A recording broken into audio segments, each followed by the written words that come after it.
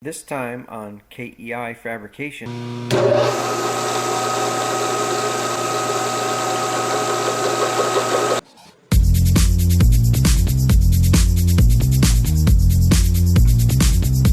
folks, so let me explain.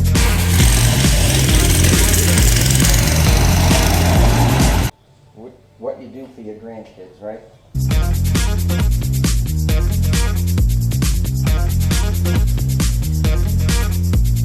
Hurry up! We're gonna go right down. Getting ready to go on another little reconnaissance mission.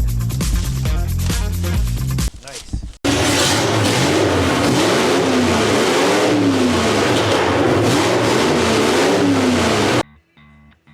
Hey folks, my name is Mike. This is KEI Fabrication, and welcome to my shop. Kind of seems to be a theme going on here.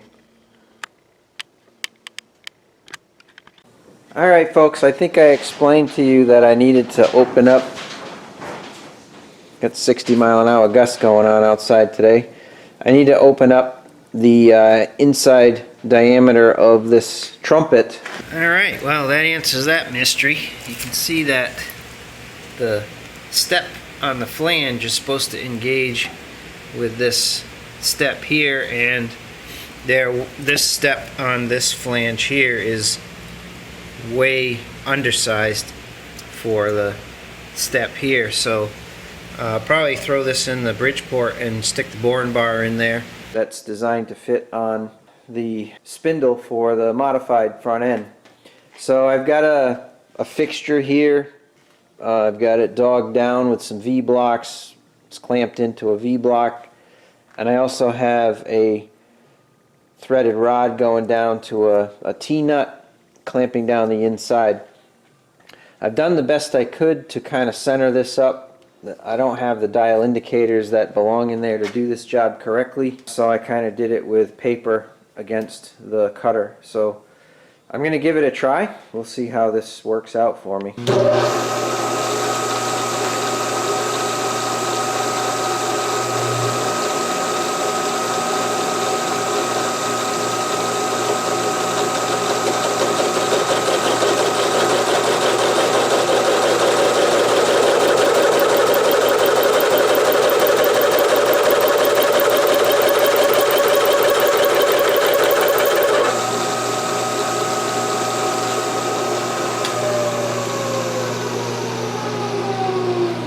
So I just took the skimmed the rust off, and it looks like my cutter is actually cutting pretty well in terms of being concentric within the diameter of that hub. So it's going to be a little chattery because the surface is been hacked up and hammered over the years, so it's going to be a little bit nasty as I advance this thing. I gotta cut off the radius. I've got to cut 0.098, so we'll just keep working it out and see how it goes.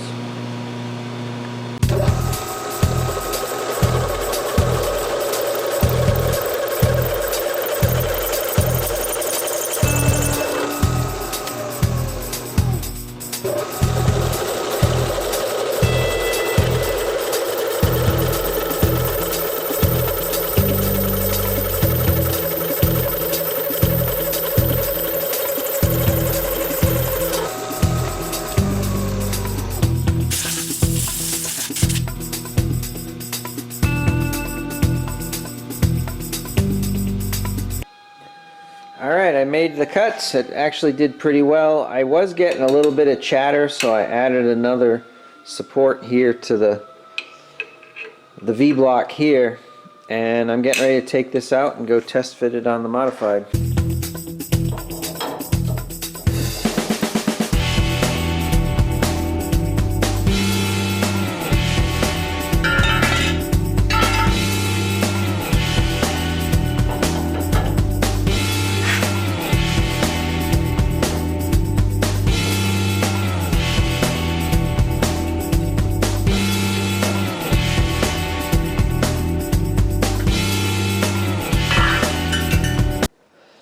that worked really good. So what I'm going to do is I'm going to take the other side apart, do the same operation to it so it does the same thing. You can see that there is no gap now between the trumpet and the spindle on the front end. It registers nice on here, so it really should make this way better than it was. As you saw, hopefully I can find the photographs, I'll put it in the video, of the gap that was here before. It was almost 1/4 of an inch. So very pleased with that. It took me a little while to figure out how I was going to do this and fixture it. This is way too big for my little tiny lathe, and if I wanted to do anything with it in the lathe to be able to turn on this end, I would have been trying to clamp it on the threads or trying to clamp it on the ID, and I would have had to make a live center for here. Could have made it work, but using the tooling I have on the Bridgeport already, it wasn't too bad of a setup. Hopefully I can repeat that. Alright, so again, what I noticed is the gap between the trumpet and the spindle is right. Oops. Zoomed in so far, but that's the trumpet right there, and then the spindle is there. So that's what I tried to alleviate by machining the trumpet.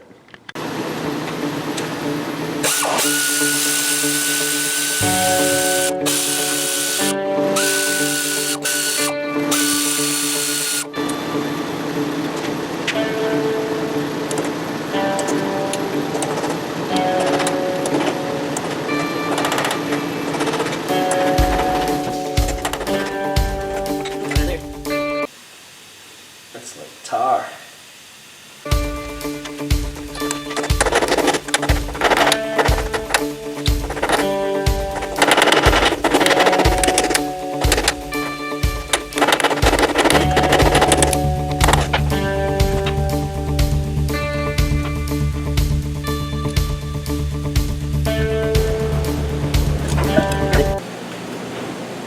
Apparently the mice thought this was a good home too.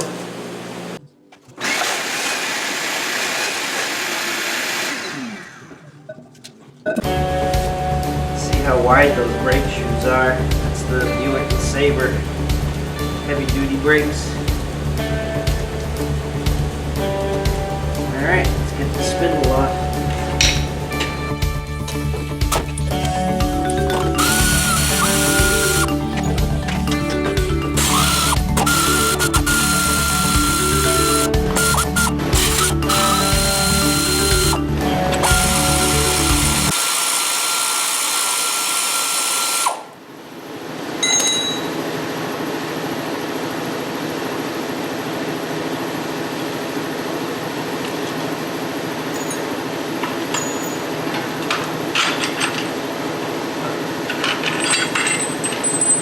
This one's completely different.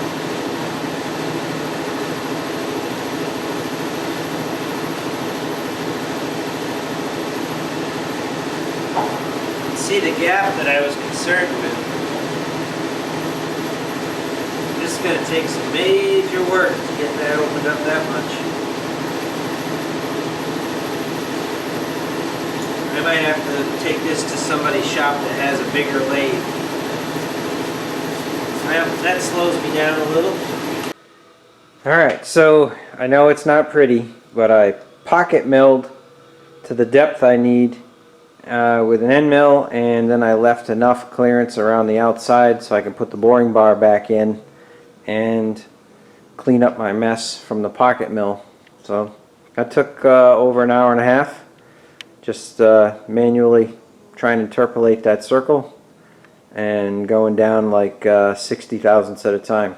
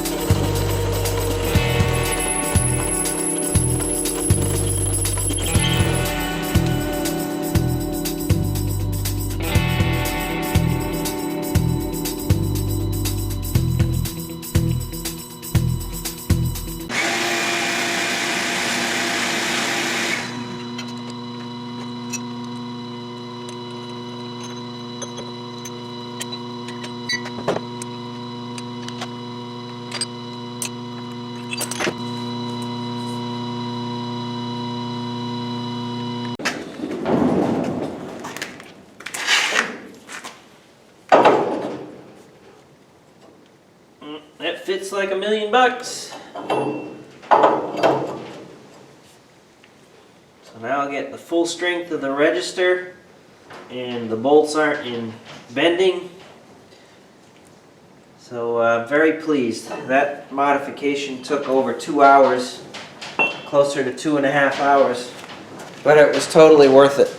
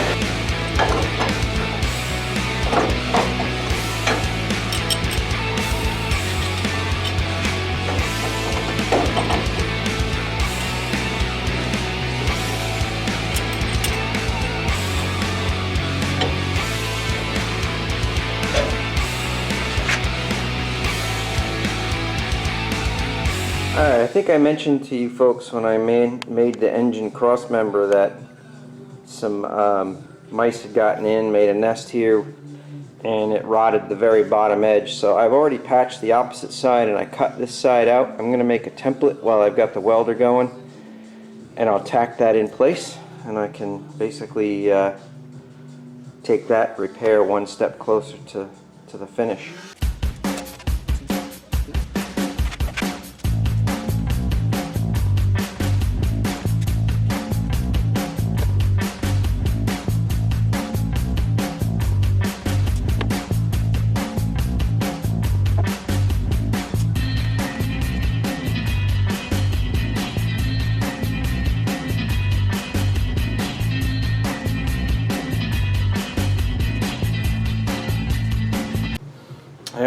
got my cardboard aided design for my template here.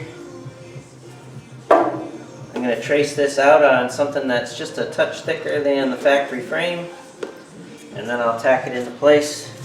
It fits nice all the way along the bottom.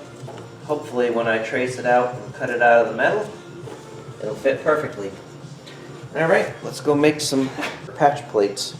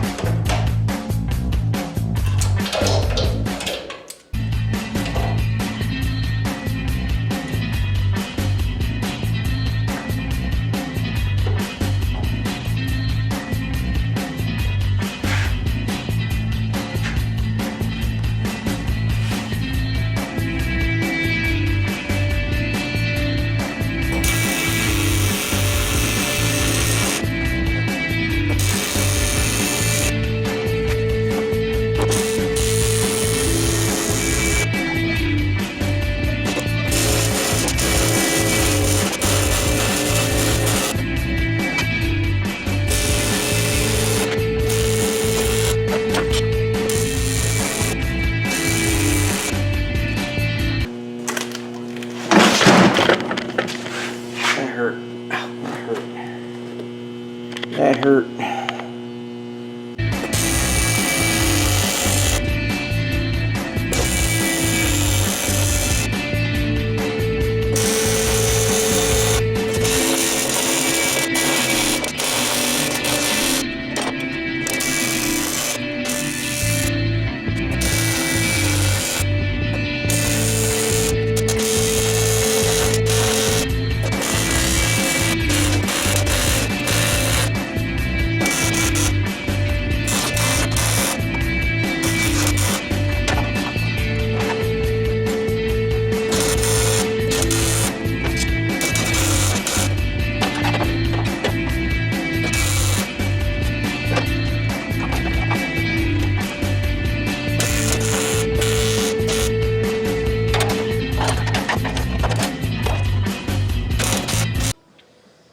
Alright, I know a lot of you guys are going to freak out about what I did to the steering arm here, but this is something that's been done for 60, 70 years for these old stock car guys, modifying factory spindles.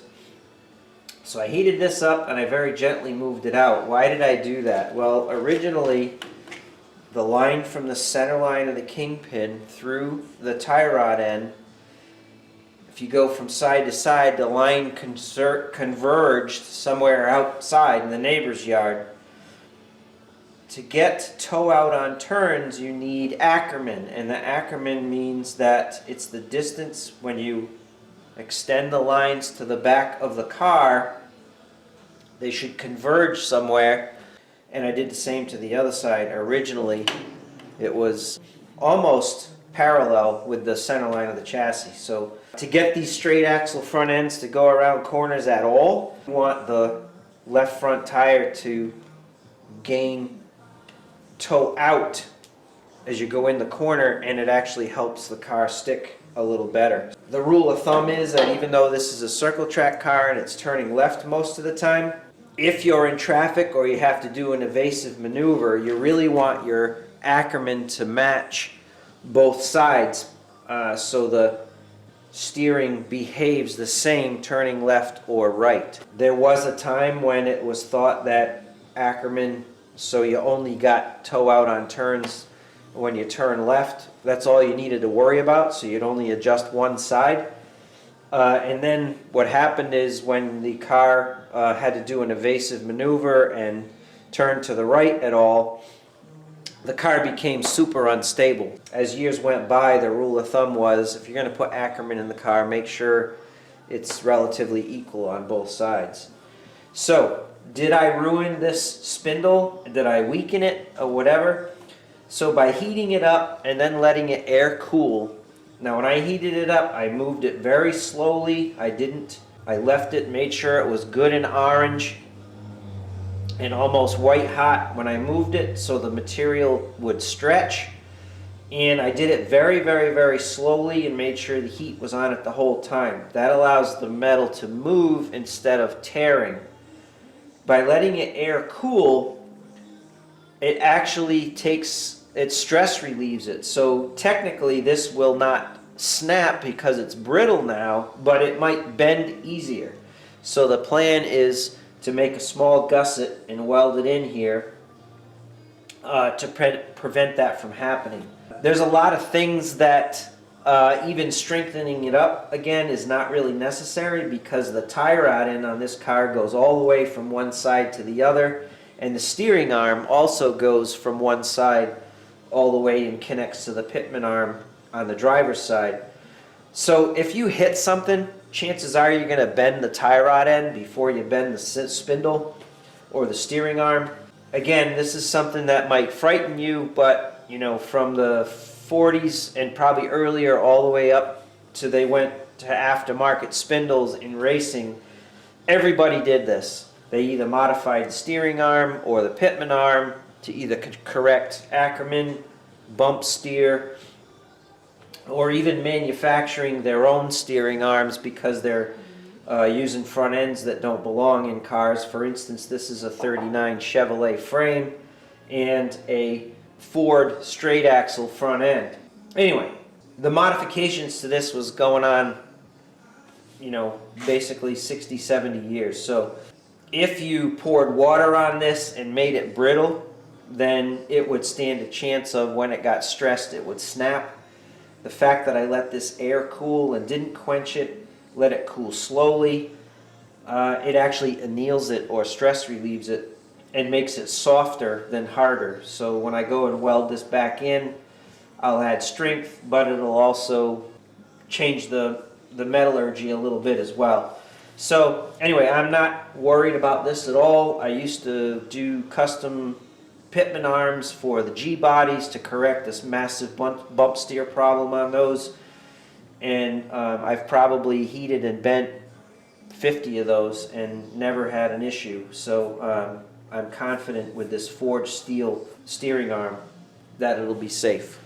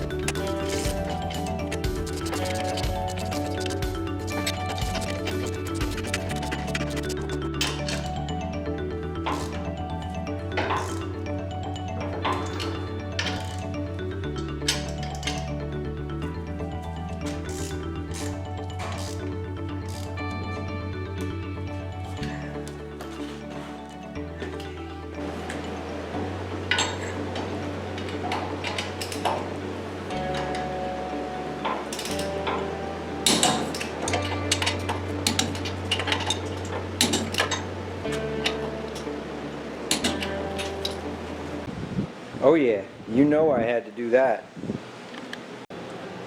Can you see it? I'm encouraged. Alright, till next time. Remember, if you're gonna be stupid, be smart about it.